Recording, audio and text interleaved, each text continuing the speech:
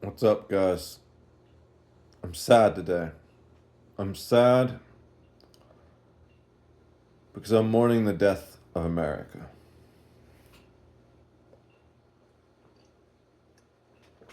We've got the Chaos Coffee blend today, and I'm mourning the death of a mother. I'm gonna say some things that are gonna piss a lot of people off, probably piss everyone off in this video, because both sides are wrong, like always. If you're not aware, recently there was an incident in Minnesota where a group of protesters saw ICE doing ICE things on ice. The road was covered in ice. Um, and one of them took it upon herself to block their vehicles with her own, which I must say is one of the dumbest possible things I can imagine.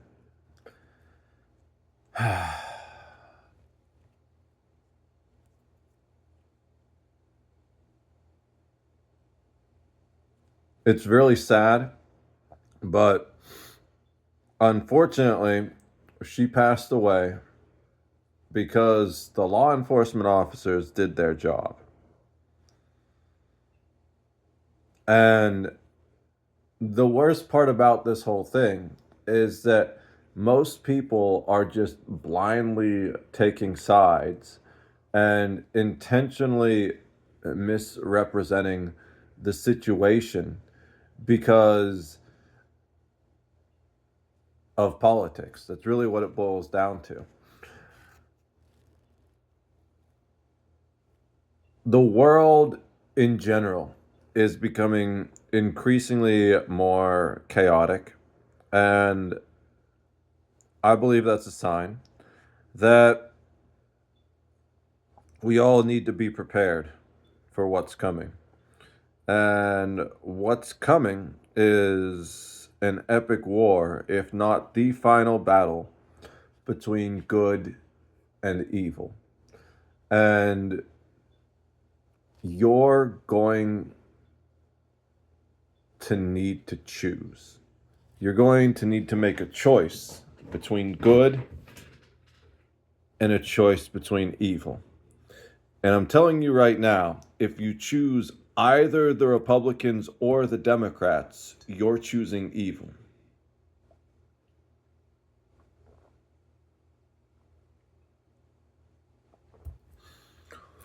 It's really the second oldest trick in the book. We'll talk about the oldest trick in the book at some other point.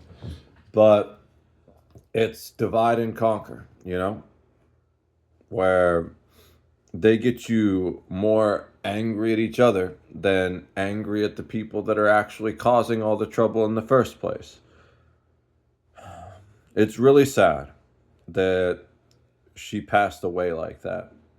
But here's the stuff I've had for the first time in a long time, a steady increase of followers across my platforms. And this is probably going to be the moment why I scare all of them away again. Because I feel like every time I really go hard and speak the truth, just instantly craters my followers. Because everyone just wants to be fed comfortable lies, right? I used to, like, back in the early days of Twitter, I had well over 2,000 followers before, like, Twitter became what it is today. We're talking, like, back in like 2011, 2012 Twitter. I was on an upwards trend. And then as soon as I was like, I got a platform now, I'm going to do things to try and save the world and make it a better place. Everyone stopped following me because they just liked it when I was a toxic, annoying fuck. But God forbid you try and use your platform to do something good. Anyways, I digress, and I'm more focused on these videos now than I used to be. So let's break it down what happened real quick. We're just going to go through as fast as possible. If you want to discuss this more in detail, you come up with some shitty argument some politician or newscaster told you that I can easily debunk, come visit my Twitch or Kick. Same name everywhere, same little X icon. So, and I had that logo way before Musk bought Twitter, just so you guys know. That was annoying. People like a couple days after he changed all that, people were like, "Oh, you're just another Musk fanboy." It's like, bro, he's copying me, dumbass. Anyways, uh, it's a joke, of course, because he doesn't know who I am, right? Um, what happened is this woman, after obstructing a law enforcement officer in the execution of their duties, she was told to get out of the vehicle, and if she were smart, she would have complied. And what's the worst thing to me is her wife was there with her and told her to drive while there was an officer standing in front of her car. And if you ask me, her own wife is more responsible for her death than that officer is. Because, like, what the hell? That's the stupid advice. Stupidest advice you could possibly give someone. I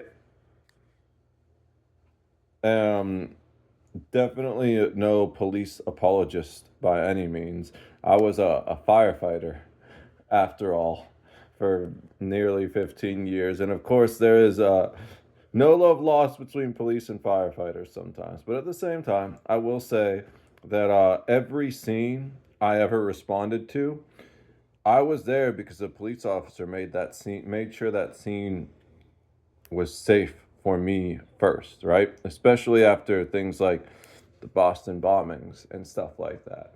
So I don't want to hear anyone who's never been a first responder talking shit on that cop, because it's a very dangerous situation. If you've never seen what a vehicle can do to a pedestrian, keep your damn mouth shut. Because I've seen it too many times, you know?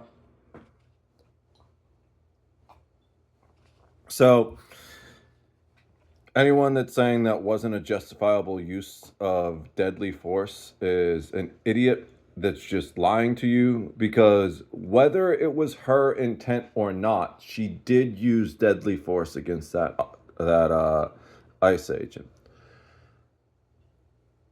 There's an old saying that I think is really important to keep in mind. Fight the police in court, not on the streets. And if she'd just done that, she'd be alive right now. And she might even have the potential for a big old settlement, you know, depending on how they ended up treating her in that situation. But they had every right to arrest her. And the officer that was struck by the vehicle, and he was struck by the vehicle, there's one video going around that the left is really, it's the only one the left will share, where it looks like he managed to step out of the way. But there's two other angles I've seen that show he was clearly struck by the car and was lucky enough to bounce off of it without any serious injuries. It could have gone entirely different. He could have gone underneath that tire and been run over. Even just that light impact, that's enough to break a femur or uh, any bone really, and cause serious injury, possibly end a career or death, you know? Uh, was the chance of death likely? No, but the chance of serious bodily harm was, and that's really all that's required for law enforcement officers to justify the use of deadly force. And that officer in particular has been struck and dragged by a car before. So he was sadly perfectly justified in firing into that vehicle. Now, that being said, I am 100% in support of peaceful protests, but the point where you lose me is when you resort to violence when you're punished for your peaceful protest. I think you need to understand that if you're going to have a peaceful protest, there are going to be consequences. All actions have consequences. If you want to, sure, go ahead and block the ICE officials in. But when they surround your vehicle and tell you to get out of your car because you're under arrest for interfering with an investigation, then at that point, you just need to accept the consequences and comply. And two things are going to happen. First of all, you dramatically increase your chances of making it out alive and going home to your children. Two, you have a greater impact. When you choose peace and the other side chooses violence, it makes the message more potent. If she had just simply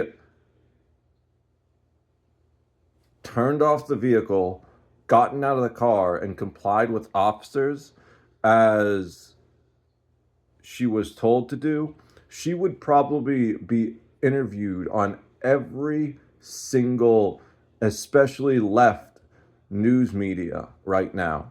She would be able to speak her message to the world. But instead, her wife and children are crying over her casket. And it's because she did the stupidest thing possible. She started a protest peacefully, but then when confronted with the consequences of her actions, she turned violent because she wasn't willing to accept those. And you can split any hairs you want, but the reality is she struck a law enforcement officer with her vehicle, and she paid the ultimate price for that. I am truly sad that she's no longer here with us. But what saddens me the most is to see the left just denying that that happened at all. If you want a civilized, lawful society, you can't just be assaulting police officers or law enforcement officers when they're doing their job. I'm also equally frustrated with the right, maybe not as much today, but no one should be celebrating that woman's death. Fuck around and find out. Yes, this is a perfect example of that. But she's a mother and a wife with children that was participating in a peaceful protest and just made a stupid mistake. It wasn't like she was some random person slaughtering people on the subway or something. I feel especially sick because so many of the people that were mad at the left for celebrating Charlie Kirk's death are the same people that are celebrating this woman's death. And that's just disgusting to me. I think we've only got a few good years left before this country utterly collapses. So enjoy it while you can. I'm doing my best to stem the tide of evil.